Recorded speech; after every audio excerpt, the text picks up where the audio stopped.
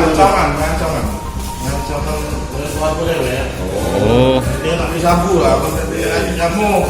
Masih tuan kau nenek yo, bibi yo. Apa enggak galaknya macam kacau. Iya. Di mana? Sini pucuk. Pucuk. Nanti uang bawah. Nah. Ya, dulu, Bang.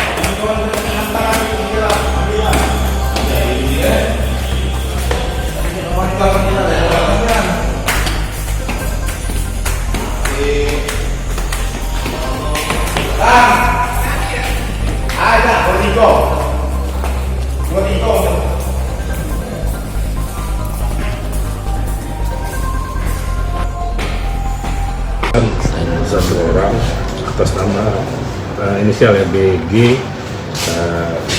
dia umur 24 tahun. Terjadi kronologisnya kejadian dia cekcok atau ribut mulut dengan tetangganya temannya di depan rumahnya. Untuk keributan sendiri kita tidak tahu, kita masih mendalami penyebabnya apa untuk ribut.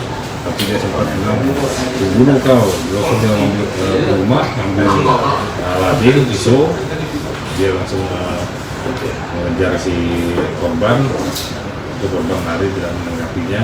Korban laporan kita ada 35 dengan sajam keterangan pasal 2 berlapis dan berharapnya sajam yang sudah akan untuk ini sajam sudah kita amankan dan tersangka masih kita bisa safety dengan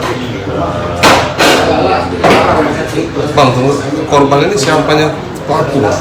Ada hubungan, Bang?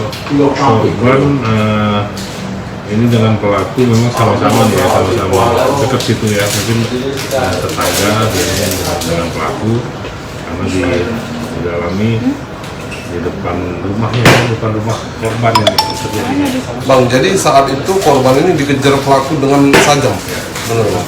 Dikejar, alhamdulillah untuk korban tidak melakukan perlawanan sehingga tidak terjadi hal-hal yang lain. Untuk pasal, Bang, mungkin yang dikenakan, Bang? Kita terapkan dulu 335 pasal pengangkal atau pengancaman juga, dan dengan mengenal sajam juga kita habisin juga mengenal darurat. Bang, mungkin himbauan untuk masyarakat, Bang, sering terjadi TKP seperti itulah, Bang. Gimana, Bang? Apa langsung ke pos polisi yang terdekat apa gimana? Betul sekali. Yang jelas intinya untuk masyarakat agar lebih menahan diri emosi dengan sedikit-sedikit mengancam atau membawa sajam atau membawa benda yang membahayakan. Dan juga apabila terjadi seperti itu segera lapor.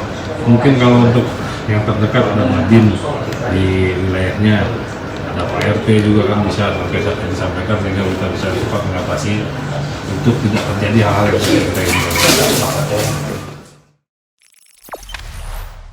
Jangan lupa subscribe, share, komen, dan like ya.